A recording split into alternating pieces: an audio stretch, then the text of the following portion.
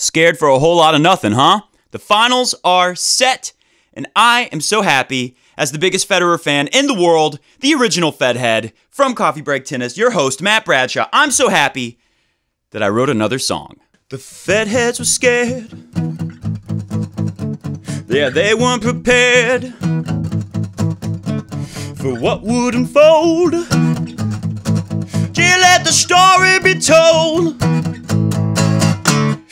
Federer beat Chung tonight, and he did it in 2 sets, alright. Federer beat Chung tonight, and it gave Cilic a big old fright. Yeah, Cilic had a big old fright. Oh, and he's hugging on his pillow tonight. Cilic gonna hug that pillow tight. Yeah. Cilic got a big old fright. If I was really good at guitar solos, that's where I would do the solo. But I'm not.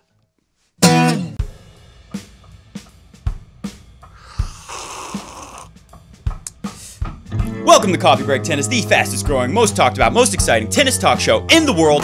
I'm your host, Matt Bradshaw. Please make sure that down below you'll see a thumbs up thing, and I want you to look at that thumbs up, and I want you to give it an overhead smash, and then I want you to look over at the subscribe button. I want you to give it a little touch volley, like McEnroe with the softest hands. Right on the subscribe button. And also, please comment below. Are you amazed by Roger Federer's performance? Are you shocked? Are you surprised? He's in the final again. What do you think's gonna happen? Comment that below. You wanna know my prediction? I'll tell you right now. I'm gonna do a whole prediction show tomorrow, I think. Is today Friday? Yeah, tomorrow I'll do a whole prediction show about Roger Federer, and I'll tell you why. I'll go into detail. Today, I'm just gonna talk a little bit about what happened, and I'm gonna read some of your comments out there that I think I should address. And I'm gonna tell you my prediction right now. Roger wins in straight sets on Sunday over Cilic. Today's episode of Coffee Break Tennis is brought to you by a sponsor. I know a lot of you out there are thinking, oh, what's the sponsor? Who's the sponsor? So excited. Today's sponsor is Health IQ. Put it on the screen, please. Health IQ uses science and data to secure lower rates on life insurance for health-conscious people like runners, cyclists, strength trainers, gym rats, vegans, and of course, tennis players. Most life insurance agencies are going to give me, a guy who plays tennis like 20 hours a week on average, the same exact rate as Jabba the Hutt. So hey, I know some of you out there, this might not apply for you, but if you're like me and you got someone in your life, a loved one, putting a little pressure on you to look into getting life insurance, go to healthiq.com/coffee break. That way, they know I sent you, or you can just click the link in the description below if you don't want to type all the letters. I know coffee break is a big compound word. Is it a word? It's 2 words. Me and the Canadian guy, The Slice, he's got a YouTube show about tennis called The Slice Tennis News on YouTube. We made a bet, and whoever gets it right, pick the most wins right, would win. And unfortunately, we're dead even going into the final. So, the new challenge is this. Who can call the winner and the score? Whoever's closest to the score. So, I'm already going out there and saying Fed in straight sets. But if Fed wins in straight sets and Stephen Boughton, it's your boy Stephen Boughton from the Slice Tennis News, if he also says Fed in straight sets, it's going to come down to who was actually closest to the amount of games played in the sets. So we'll go by each. It's like golf. If I say Fed wins the first set 6-0, but he actually wins it 6-2, I get a score of 2. But if it's your boy Stephen Boughton says he wins it 7-5, he gets a 3. So he's got 3. And in golf, 3 is worse than 2.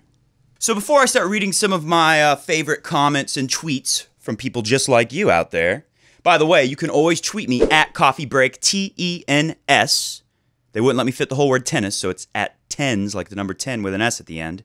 Tweet me there, or just comment below. That's really the easiest way to get your thoughts in my head. And a lot of times, you guys do a great job of getting me really thinking about something, and I get real passionate, and I talk about it for a while. So pretty cool stuff.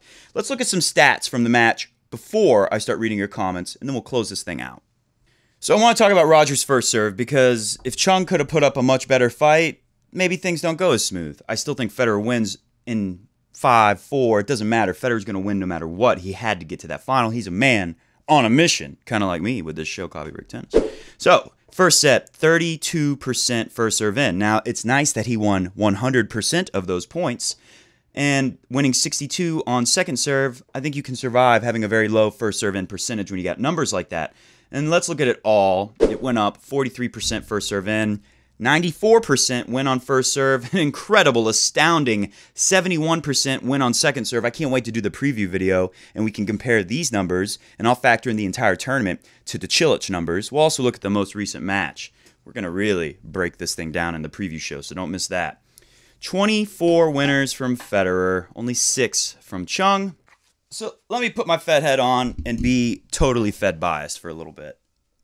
And then I'll read some comments from you guys. First off, just want to say I'm really happy you're here. I'm happy you're here hanging out with me at Coffee Break Tennis Studios. And I'm going to talk to you as a Fed head. So one of the things I'm curious about is why did we get so worried, so stressed out about this match? I know one thing is a lot of people said, oh, he's like Djokovic, but faster and younger. The Chung win over Djokovic in straight sets, it's impressive, but it's impressive because of Djokovic's name. It's not necessarily impressive because of the Djokovic that Chung beat that day, right? That was not the same Djokovic. That was Djokovic unhealthy with a lot of serving issues. It's just, bottom line is, it's not the same Djokovic. And Chung hasn't earned it to be called the next Djokovic or the young or baby Joker. You know, anytime we say baby Fed, or no one said baby Joker, but I'm going to say it. Anytime we say stuff like that, you're really assuming a lot. And it's easy to do because we've seen Nadal, Federer, Djokovic dominate tennis. And for especially the younger tennis fans, you know, like people who are even younger than me, people who are new to tennis, you just assume that it's always been like this, that there's just always been a super dominant player. And don't get me wrong, there's been a lot of dominant players over the years. But, you know, Federer's record of 19, maybe that could be a different number soon. Shh! Federer's record of 19 Grand Slams, there's a reason why that's an all-time record. Now, look, if you didn't have the Open era and, you know, where they said, okay, only amateurs allowed at the majors. Oh, Rod Laver, you're making money to play in tennis tournaments now. You can't play Wimbledon. Yeah, if you get rid of all that, maybe somebody else got to 19. But I don't know. I feel like, you know, maybe Laver could have easily just got to 15, 16, 17. Would he have definitely got to 19? We never know. And Laver was great. And McEnroe was great. And Jimmy Connors and Bjorn Borg and, of course, Pete Sampras, Agassi. But look, 19 is incredible. 16 is incredible. Pete Sampras's 14 is incredible. So next time we see someone who just looks like they could be the future of tennis, we just can't go assuming that they're going to do these incredible things. You can't compare Chung too closely to Djokovic because what Djokovic has done is remarkable. So give Djokovic his credit. I want to put that in everyone's head out there. Give Djokovic his credit. And don't be so afraid of Chung. Look, I was nervous because Federer had never played him, but what's the record when Federer plays young guns who are up and coming with a lot of talent that they've never played? Federer spanks them. Federer gives them a nice spanking usually. So I just want to remind all of you out there, I've said this before in another video, but I want to say it again. Just because you're super nervous about Roger's match, about Roger's serve, about Roger not converting break points, whatever you're super worried about that could hurt Roger, don't worry, because that's not necessarily what's in his head, what's in Roger's heart. So try not to take your emotions and project them on Roger because you put yourself through a lot of extra stress. Easy for me to say after Roger is safely through to another final. Now, Federer has been in, I believe, 30 finals. Fact checkers, correct me if I'm wrong down below, but I think he's somewhere close to 30, maybe right on it. 30 finals. Anyways, that's enough about that. Let's talk about your comments. Also want to remind you guys, 2:30 a.m., we're going to do a live broadcast. Me and Pete from Crunch Time Coaching. We're doing it on the Crunch Time Coaching channel, so I'll put a card up there. Subscribe to Crunch Time Coaching. That way you don't miss any Coffee Break Tennis and you don't miss any of our live coverage of the Australian Open. So 2:30 a.m., right before the final, that's East Coast time, we're going to go live and we're going to do kind of like a trivia show and we're going to talk a little bit about what we expect. We're going to read a lot of comments. It's going to be kind of like an Ask Me Anything / who can answer the most trivia questions. We're going to give away prizes. We're going to have a first, second, third place prize. Fabulous prizes like the Fedal wall art you see behind me right here at Coffee Break Tennis Studios. And whoever gets the most questions, they'll get the grand prize. And then whoever gets the second most amount of trivia questions correct, they'll get the second place prize. You get the idea. That's how it's going to work. We're going to do a lot of Australian Open specific questions. So make sure you look through what has happened over this fortnight at the Australian Open. That'll help you prepare to win it. Just want to let you guys know that that's coming up. That's going to be a lot of fun. Let me look at some of your comments. Put them on the screen, baby. Let's go. Come on. Kom jetzt. Kom jetzt. First off, funny story. Krista, put Krista on the screen. Krista had sent me a Twitter message that said something like, well, on to the final. I'm so disappointed. And I saw that and was like, oh my God, what does that mean? Federer's not going to end up losing this, is he? I was behind. I woke up at 4:30 a.m., so I was like an hour behind everyone else. So when Krista said she's disappointed, I didn't know she meant she's disappointed she didn't get to see more Fed. But let me tell you guys out there, don't worry. This is good. Federer needs all the rest and all the energy saving he can get because Cilic is dangerous. Just because I predict that Federer is going to win in straight sets doesn't mean Cilic isn't for real. I'm predicting Roger's going to win in straight sets because I'm predicting Roger is going to play incredible tennis. Damien, nice workout for Fed. Looked very sharp, moving superbly, perfect prep for the final. I agree, and also playing Berdych is the perfect prep for the final because Berdych game is about as close as we can get to the Cilic game.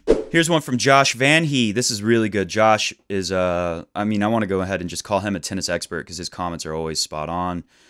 He said, at first he was blown away by Cilic's form.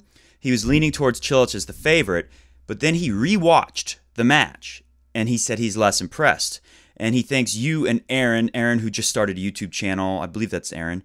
It's Tennis Talk Daily, I think. Sorry, Aaron, if I got it wrong. But Aaron comments here. Look at below this video. He'll probably comment. He comments pretty regularly, and he knows his tennis pretty good, too.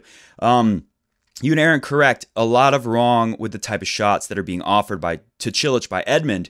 Overall, you only have to look at set 1 to see that. In set 2, it was equal. Cilic should have grabbed it with more authoritatively. Set 3, Edmund caved physically, and obviously, Edmund been through a lot. He's a young guy. They're not ready for this kind of stuff. They don't expect to be so deep in a major as well. For the type of shots, perfect, slow, or short bounces, the Cilic forehand, backhand, allowing for a lot of winners. That's not the recipe you're going to get from Fed. Josh, exactly. Spot on. Like I said in the last video, Edmund gave a lot of balls that sat up for Cilic, and that's not going to work because that's putting it in his strike zone. Cilic is moving beautifully. So if you give him a ball that's a little easy to set up for an attack, he's definitely going to set up for it an attack. I think Federer will be able to use his variety, especially the slice backhand, to give Cilic a lot of uncomfortable balls that will not be so easy to use the feet to set up an attack with. And of course, yes, Cilic moves good, but like I said in my Health IQ spot, Jabba the Hutt, Cilic moves about as good as Jabba the Hutt compared to Roger Federer. Not that there's anything wrong with moving like Jabba the Hutt. All right, this one I really wanted to get into. This is John Daly, the famous golfer. A bit of rambling on this podcast. If Fed gets to the final, then I think Fed will win. How? Cilic's shots take time. He has a big swing. Fed will pressure him by stepping into the court, returning quickly. So basically, he's saying a little bit of what I'm saying, that Roger is going to take time away from Cilic, give Cilic shots that are hard to set up for. You got to have better feet to set up for Federer's shot. But the first part that famous golfer John Daly commented on this podcast is a bit of rambling. So I want to be honest and say that my personal opinion is that, yeah, I ramble a little too much, and it's a thing that I work on, and I might have even done it today, and I apologize if I have. It's a thing that I work on, and I take the show very seriously. I want to make the best show in the world about tennis for you, right here at YouTube. That's my goal. That's what I thought one day. I said, what would I love to watch on YouTube about tennis? And then I came up with this idea. So do comment below and let me know. Do you think I ramble too much? Is it sometimes good? Is it sometimes bad? What would you advise me to do to make this the best tennis show in the world? And do you agree with John Daly? I think John Daly, he's like representative of a minority of people who probably aren't going to be too crazy about the show anyways. I don't know. I don't know John Daly personally. I just know from seeing him on TV and the crazy outfits that he wears. Let's go to the next comment. I love this guy, Forever Purple and Gold. He's on Twitter, Forever Purple and Gold. He's a big Lakers fan. Actually, I like the Celtics because I fell in love with the Boston 3 party, but I love Kobe. I love Michael Jordan. I love Kobe. I love Tom Brady because to me, they're like the equivalents of Roger Federer in different sports. Obviously, Michael Jordan is more Roger Federer, although Michael Jordan you could compare to Rafa too. Kobe might be a better fit for Federer, somewhere in between. It's hard to say with other sports. My point is, Forever Purple and Gold, follows the Lakers. I like the Lakers because I love Kobe. I like the Celtics because I liked the Boston 3 Party. Cilic is slow on his feet. Edmund is extra slow. And that's how it looked in that match. It's actually replaying on Tennis Channel right now. I got it right above the camera. And this is where I was going to mention my Jabba the Hutt thing, where Cilic is Jabba the Hutt compared to Federer in the movement department. But I already said that, obviously. But yeah, anyways, he's right. Cilic is pretty slow compared to a lot of world-class movers like Federer. David Goffin, he's a world-class mover too. There's a lot of them. Dom John, is that Damien? Dom John Geck. Matt, I don't think that's Damien. Can you possibly imagine if you ever met the guy in person? He's talking about Federer. Not sure if perhaps you already had. One day I'll tell you guys the story of the time where I almost met Federer and then I blew it. What would happen if I met Federer? So I wrote back, you know what, I've thought about that before. One time I got teary-eyed thinking about it. That sounds so not my style. But yeah, I get emotional sometimes. Anyways, I just wanted to say, I do think I'll meet Federer because of Coffee Break Tennis. I already got a press pass to Cincinnati last year. I'm planning on getting, I'm about to apply for Miami and Indian Wells. I assume Roger's going to play both tournaments this year, I would hope. So I think there's a good chance I'll get at least in the press room to ask him a question. And hopefully if Roger or Mirka or Sev or Ljubicic or Pierre or anyone from the Federer team, maybe Robert Federer, I think he would really like me. He seems like a really cool guy. In fact, I met Djokovic's dad one time just by the bathroom. He was waiting for his wife to come out of the bathroom. I said, hey, you're Djokovic's dad. Maybe I'll tell that story one day. But I have a feeling I'd get along with Robert Federer. Maybe one of them have seen Coffee Break Tennis going on YouTube, and maybe they'll say, hey, Roger, you should do a one-on-one interview with that guy. It'll be fun. So I hope it happens, and I don't think I'm going to cry. If I'm there in front of Roger, it's like clutch time. If I'm sitting here dreaming about it, maybe I'll get a little emotional. But when it's time to hit the winner and close it out, I'm next to Roger, there will be no crying. There will just be closing it out. I do want to read one last one. Andrew says, Cilic is going to have Wimbledon flashbacks. Boy, oh boy, do you know, Andrew, how right you are. That's exactly what I said. I said, if Roger can find a way to get through Chung in straight sets and he arrives at the final without dropping a single set, I said, you better believe that Cilic is going to start thinking about last year's Wimbledon. Because all the parallels. So tennis players are very superstitious. I'm very superstitious. I felt totally uncomfortable about Federer's chances to win going, last weekend. We made it to the second week. Federer wins the 4th round. And then Tom Brady was behind in the AFC Championship with the Patriots. And last year, they won the AFC Championship. Then Federer won the Australian Open. And then Brady won the Super Bowl.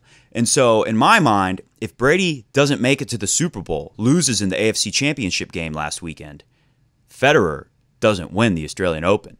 That's how superstitious I am. I really believed that. So you better believe I was like, come on! When Tom Brady won that thing. Hot dog! So, after Tom Brady made it to the Super Bowl, I'm extremely confident that Roger will win the Australian Open, if you couldn't tell. Well, that's all the time we have for today. Thank you for watching Coffee Break Tennis. Don't forget, we're going to go live 1 hour before the men's final on Crunch Time Coaching Channel. I'll put a subscribe button on the end screen. I'll also put up my last video where I talk a little bit more about Cilic if you want to hear more of what I think about Cilic's game. I'll put a subscribe button for here, of course. Don't forget to subscribe to the fastest growing tennis YouTube channel in the world. And again, thank you so much. You guys are enabling me to live my dream by making this show so successful. Every time you give me a thumbs up, a comment, or you subscribe, it just grows this channel. It helps bring new sponsors to the show, and it enables me to make a living talking about Federer and, of course, my ultimate love in life, tennis. And I get to play a little music too. So, we will see you tomorrow. Women's final tonight. I did say I would make a preview, so I'm going to do my best to make a women's final preview tonight. I hope you all tune into that. Again, thanks for watching Coffee Break Tennis, and I will see you later today with a women's final preview. You don't want to miss that. I promise it's going to be pretty good. See ya!